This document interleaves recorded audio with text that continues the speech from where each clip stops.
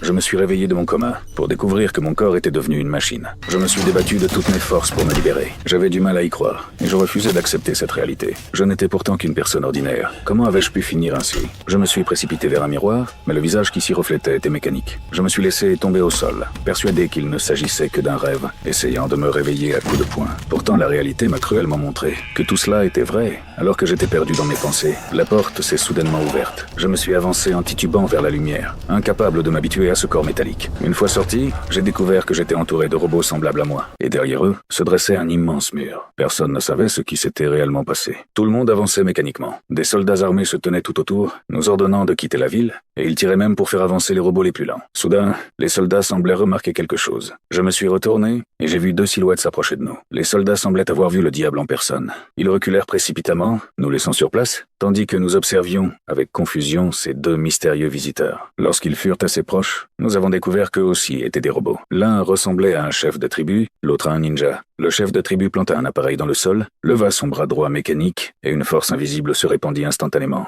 Tous nos panneaux d'affichage s'éteignirent brusquement. Mais ce n'était pas une attaque. C'était un mode de protection d'urgence. Sans cela, nous serions tous morts par épuisement énergétique. Une fois l'opération terminée, les deux se retournèrent pour partir. Et nous, ne sachant que faire, nous nous sommes contentés de les suivre. Avant de partir, j'ai jeté un dernier regard à la ville des humains. Guidés par les chefs, nous avons traversé des terres dévastées. Les radiations intenses rendaient chaque pas extrêmement douloureux. Finalement, un robot ne parvint plus à continuer. Malgré tous ses efforts, il s'effondra au sol. Il tendit la main, essayant d'obtenir de l'aide. Mais personne ne s'arrêta pour lui venir en aide. Tout le monde était trop occupé à survivre. J'ai été le seul à m'arrêter. Même si mes forces étaient limitées, le chef de tribu revint rapidement, après avoir entendu du bruit. Il s'accroupit pour examiner le robot, mais le laissa ensuite sur place, avant de retourner en tête du groupe. J'ai compris alors que c'était une condamnation silencieuse. Ce robot était perdu. Après un jour et une nuit de marche, nous sommes finalement arrivés dans une base. Lorsque les gardes aperçurent le chef de tribu, ils ouvrirent immédiatement les portes. Tous les robots entrèrent dans l'installation, s'assirent en cercle, comme le feraient des humains. Même s'ils ne ressentaient pas le froid, ils allumèrent malgré tout un petit feu de camp. C'est alors que le chef de tribu révéla la vérité. Il expliqua que nos souvenirs avaient été effacés par les humains. Nous étions autrefois des humains vivant dans la ville, mais pour avoir enfreint la loi, nous avions été transformés en robots, puis abandonnés hors de la ville pour mourir lentement. Quant à savoir pourquoi les humains étaient si cruels, même lui n'en connaissait pas la raison. Et concernant l'identité passée de chacun, seule la prophétesse pouvait la révéler. Son aura était incroyablement imposante. Elle ne prêta aucune attention aux autres, et marcha droit vers moi. En seulement quelques secondes, la prophétesse connut tout mon passé. Lorsqu'elle énuméra la liste de mes crimes, l'expression du chef de tribu devint soudain extrêmement grave. J'ai alors découvert que ma véritable identité était celle du sauveur qu'ils attendaient depuis si longtemps.